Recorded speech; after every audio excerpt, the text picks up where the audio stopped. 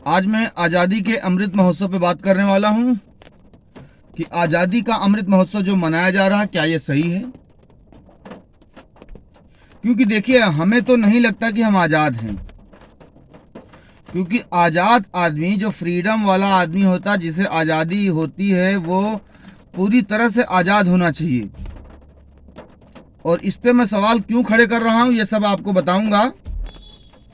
आज़ादी का अमृत महोत्सव,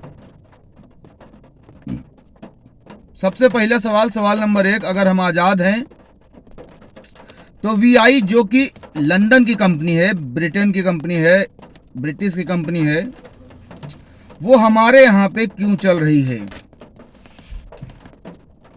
BSNL क्यों नहीं चल रही है? हम तो आज़ाद हैं, तो इंडिया की ही कंपनी चलनी चाहिए। BSNL क्यों नहीं चल रही है? और वोडाफोन क्यों चल रही है? पहला क्वेश्चन मेरा ये है। और उसी क्वेश्चन में एक और बात है, उसी क्वेश्चन में गूगल की जगह पे याहू चलना चाहिए, अपने देश का क्यों बंद है? क्यों?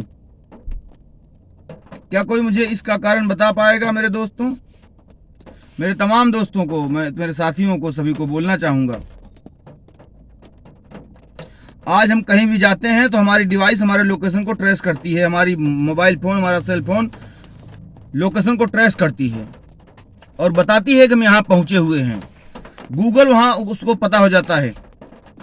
फेसबुक, मार्क जुकरबर्ग जो भी है नाम, फेसबुक फॉरेन कंट्री का है। फेसबुक इंडिया में खूब धड़ल्ले चल रहा है, लोग पता नहीं क्या क्या वीडियो डाल रहे हैं, जबकि अपने यहाँ का एक ऐप चलना चाहिए। क्या सही बात हम आज़ाद हैं? और अगर हम आज़ाद हैं तो हमारे देश के तमाम पॉलिटिशियन, तमाम नेतागण, वो ढंग का काम क्यों नहीं करते हैं? विदेशों में धन जमा करते हैं, ऐसा बार बार सुनने को मिलता है कि स्विस बैंक में पैसा बढ़ रहा है, नेता ढंग से काम नहीं कर रहे हैं, पब्लिक परेशान है, रोड पे उतरी हुई है। अगर पब्लिक गुलाम नहीं है तो रोड पे क्यों उतरी हुई है? कोई एक बंदा बताए कमेंट करके, कोई एक बंदा जिसमें बुद्धि हो, बुद्धिहीन बिल्कुल भी ना हो, बुद्धि से हीन बिल्कुल ना हो, उसका विवेक होना चाहिए, विवेकशील होना चाहिए, वो मुझे बताए क्या हम आज़ाद हैं? अगर हम आज़ाद हैं तो अपने ही देश में काम क्यों नहीं करते हैं? विदेश में क्यों जाते हैं? अमेरिका में, सऊदी अरेबिया में, यहाँ वहाँ क्यों जाते हैं? हम तो आज़ाद हैं और आज़ाद आदमी कहीं भी काम कर सकता है। तो आज़ादी का अमृत महोत्सव मेरे हिसाब से तो बिल्कुल भी सही नहीं है। हाँ, 1947 में भारत देश आज़ाद हुआ था, ये सही बात है, लेकिन उसके पहले ही गुलाम भी हो चुका था। क्योंकि एक दिन मैं मोबाइल पे सर्च कर रहा था, मैं एक बड़ी सी बिल्डिंग देखा टावर मुंबई में, जिसका काम LNT कर रही, LNT, लार्सन टब्रो, जो कि ब्रिटिश की कंपनी है और 1946 से इंडिया में रजिस्टर्ड है।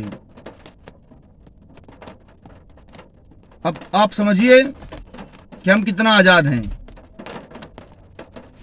और अगर हम आज़ाद हैं तो किस तरह हमें आज़ादी मिली है? क्या चीज़ की आज़ादी मिली है? आप हमें बताइए, कमेंट करके हमें आप जरूर बताइए, अपनी राय रखिए। क्या हमने